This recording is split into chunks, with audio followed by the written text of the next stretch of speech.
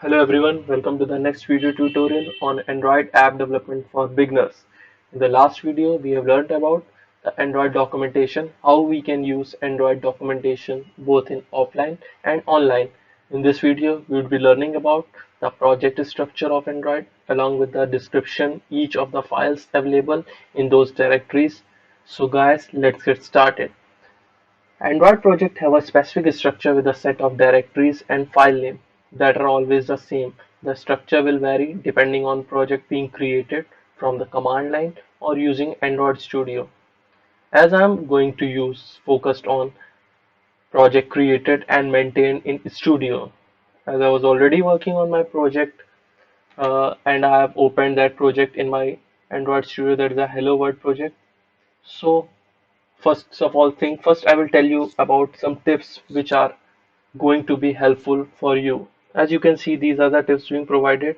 So one of the most important tips that I'm going to tell you is that for example the double shift for search everywhere. This allows me to press shift key twice and then I will type the name of the file which I want anywhere in the project.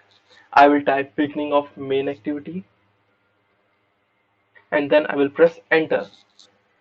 So that's open my Java class, but my main focus is going to be project window, which is going on the left side of the screen. When you get to that project window, either by clicking on that or by pressing Alt plus 1 on window. When you first open project window, you will see filtered view named Android that you can see over here. That's Android, right? So folder that you can tend to use most often during this development project, this is a folder, or we can say the filtered view, which is going to be most important, or which you are going to generally use in your project, as it contains most of the important files.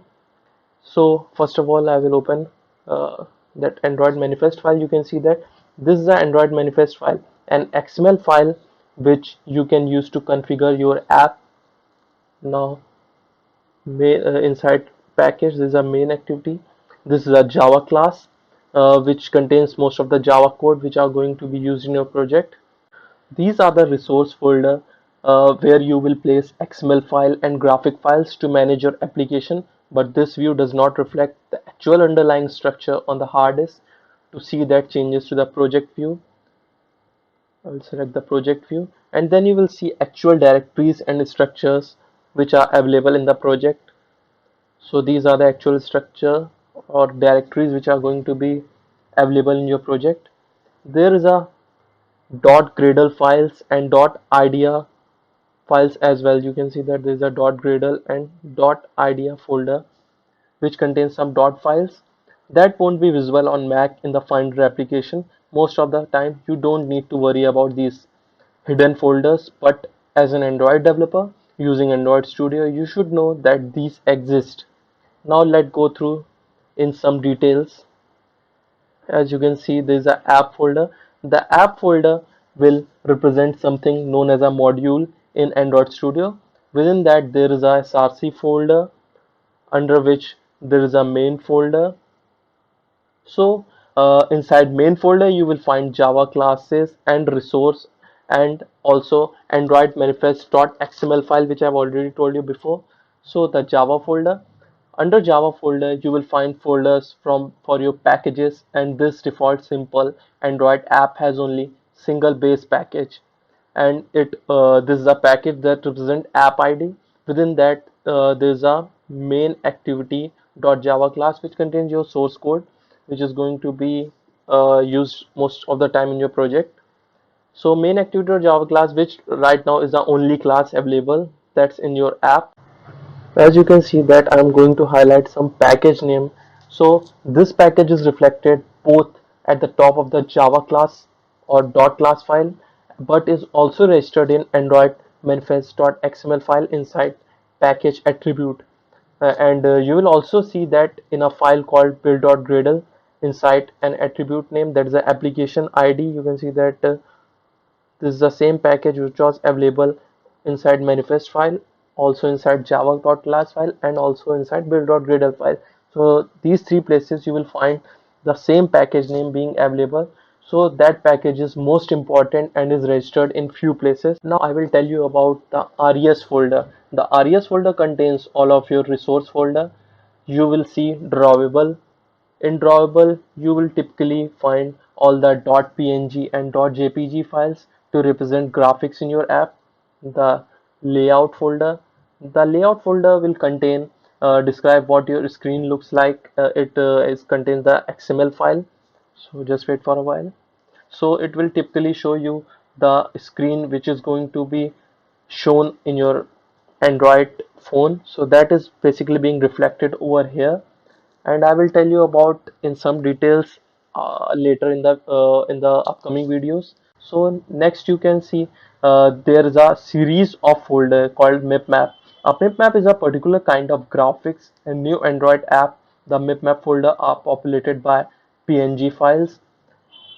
So you can see that this is a PNG file called the launcher graphics. This is the graphics that display on the device launcher screen to show the user where to launch the application. There are whole bunch of versions of this file. As you can notice that folder names are labeled with DPI label. DPI represent pixel density, and these represent different kinds of devices with different level of pixel densities. The most modern and highest pixel might have the density of XXX HDPI, and other than that, you can find that and device that doesn't have the pixel density might have pixel density of XX HDPI. At runtime, the app framework selects the appropriate version of the PNG file to display for current devices. Now I will tell you about the value folder. So value folder, you will also find value subfolder that contains XML files, that is a colors.xml, string.xml and styles.xml. So the string.xml file basically describes string and gives them identities. So for example, app name resource id basically contains hello world string. Using string resources like this make it possible to localize your or change your app for different languages. You can have one version for string.xml file for English and one for Spanish, or and one for any other language you want. So whatever language you prefer, you can create the string.xml file for that particular version and localize your app for that particular location for which you are going to release your application. So that's the basic look at the project structure. Again, most of the time you would be working on Android view. So just wait for a while. This is the Android view. So most of the time you will be working on this view only. So and also this view combines files in the interesting way. The purpose of the Android view is to make it faster and easier to do your Android development. So guys, that's it for this video. Hope you like this video. In the next video I will tell you guys about Gradle folder. So stay tuned and don't forget to like and subscribe my channel. Thank you guys once again.